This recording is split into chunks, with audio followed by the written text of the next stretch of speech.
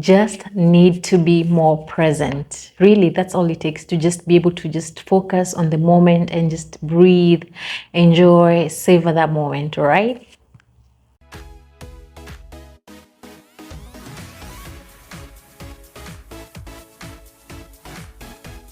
Guys, welcome back to my channel. This is Everly Junior Karibu Sana. If you're new here, thank you so much for subscribing. Thank you so much for coming. Thank you for being here with me. Those who have been with me from day one, thank you so much.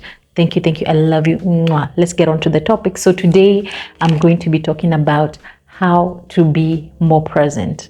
So I feel like there are so many situations in life generally that we are not present in, and we end up like missing out on the present moments, and then you just end up feeling like, I wish I could have done this, I wish I could have done this, like, and you don't want to regret. You want to live every moment as it comes. You want to enjoy, you want to savor every moment.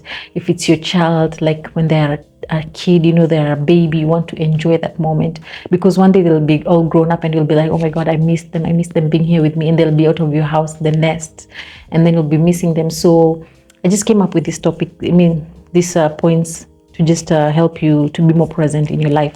So number one is put the phone down. Yeah, you heard me, put that phone down. I know, okay, not now because you're watching me, but like just generally put your phone down a lot of the times, especially if let's say you're going to an event, let's say it's a wedding, a baby shower, any event, or even just you on a date. You're on a date, or you're meeting your girlfriends, and you're just in a moment, in a gathering, and you're just on your phone. It actually looks kind of rude, and then you're just on your phone, then you end up missing out on a lot, and you're like, oh, that happened. You don't even get to know like what happened. You're always on social media, so you're just distracted. You're always just, and then comparing. That's why people end up comparing lives. You're like, oh, okay, she's doing this, instead of just focusing on the here and now, which is your moment, and it's your life, and it's happening right before your very own eyes. So just put the phone down, and you'll just find yourself being more present. People will appreciate you more, and you just find yourself feeling like, you spent your time wisely, and at the end of the day, you'll just, feel good about yourself. Then the other point is also to breathe in and out,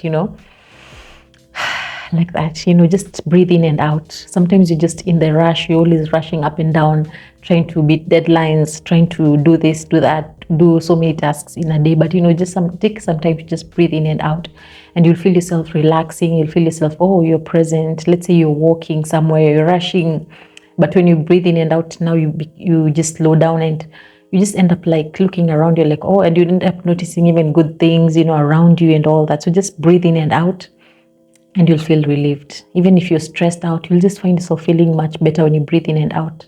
Yeah. So then the other point is also monotasking. So this word, I've just come across it. I've never heard of this word. I've just heard of multitasking. So the art, especially as women, we just love multitasking, especially since if you're a woman who has children, like you'll just have to multitask in one way or another. Like even in my situation right now, I have to do so many things all at once in one day. So if you can, just take your time and just do one task at a time. If you're feeding the baby, don't be feeding the baby and you're like on social media, you're just distracted, you're talking to someone else. Just focus on feeding. I'm feeding the baby, and then now move on to the next task. Just don't do so many things all at once, and you'll end up doing things nicely, and you'll do them well, because you're focusing on that one task, and you'll just be more present.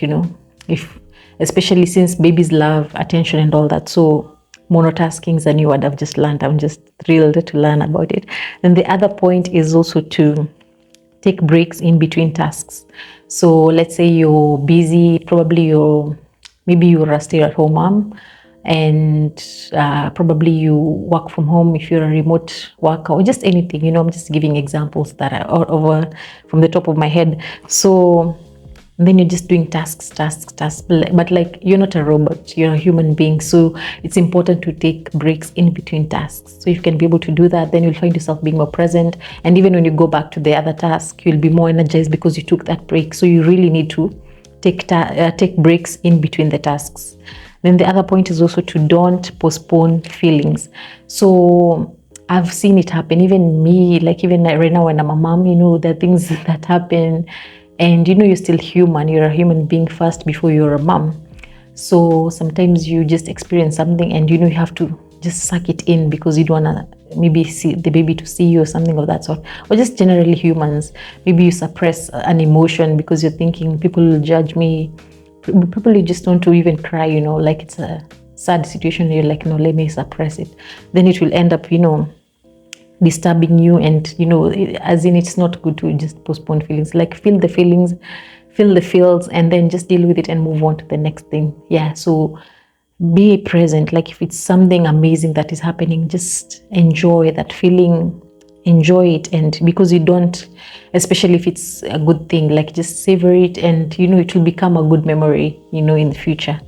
Then the other point is also to schedule joy. So I've loved this, like schedule joy, like just make time for things that you love. For me, at the end of the day, like after running around with my toddler, after just taking care of so many things, household things and all that, I just want to take a cup of tea, after the end of a long day. Like, so I always like schedule that moment for myself, and just take some tea, or if it's cocoa, whatever it is. Then I just chill a bit.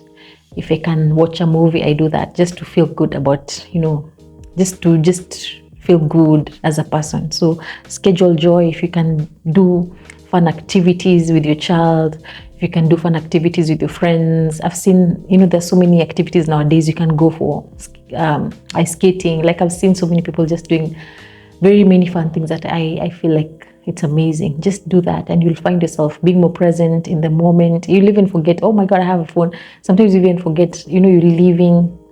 So, you're living in the moment until you just forget about like social media, which is the goal. So yeah, just go there, do something, schedule joy. Then the other point is also to avoid distractions. Yeah, so let's say you're having a conversation with your friend or a loved one, and you're just distracted. You're on the phone, you're putting on the TV, you're doing something else, you're distracted, you're doing all these other things that I've said in the multitasking instead of monotasking.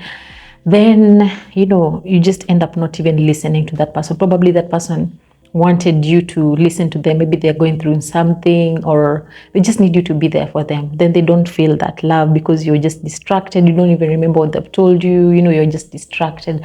So you end up not being in the moment, and you end up missing out. And even people, like they're like, that person doesn't even bother. That the person, as in, I can't open up to that person because they don't even listen anyway. So people end up closing off on you as well. So it's a good thing to just be able to avoid distractions and just be a good listener.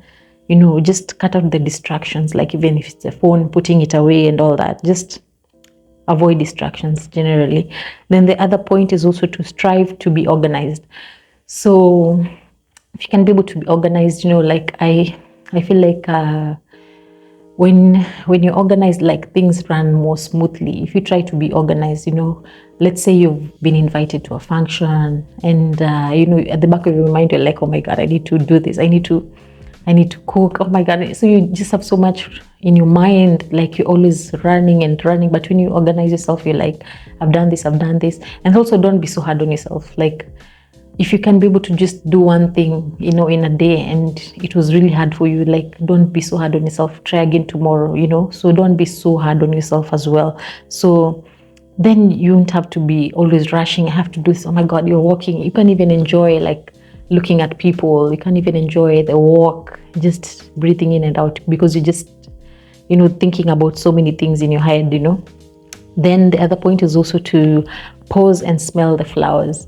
So we rarely do this, especially nowadays. It's weird. Like you just don't find people just pausing, and literally, like you need to pause and just smell the flowers. Like literally, sometimes it's good to just be random. Like you don't have to do everything on schedule. Just maybe do something different. Take a walk in another route. Do something different. Try a new restaurant. Maybe try a new thing, a new sport. Just do something different, and just pause, for a change, and you'll feel yourself, oh my God, you're finding new things about yourself, you're finding new things about life in general, and you're just enjoying it, enjoying the process. Don't speed up the process, just enjoy it. Don't endure the process. Don't endure the process, but rather enjoy the process. Yeah, quote me. Then the other point is also to go with the flow and try not to be so controlling. And I think this is the same thing with that kind of pose and smell the flowers. Don't control everything. Don't be try to be in control of everything. You know, like there's some things that are out of your control. Just let God control everything. He is in control, and he knows what's next and what's going to come next. So don't be so anxious about like controlling things. Just go with the flow, and you'll be surprised about like how things work out, how things turn out, how the amazing people you'll get to meet, the amazing experiences that you'll be able to experience. So just go with the flow, and you'll find yourself being more present. So these are the points that I wanted to share with you guys today. I hope you've enjoyed it. Until next time, au revoir.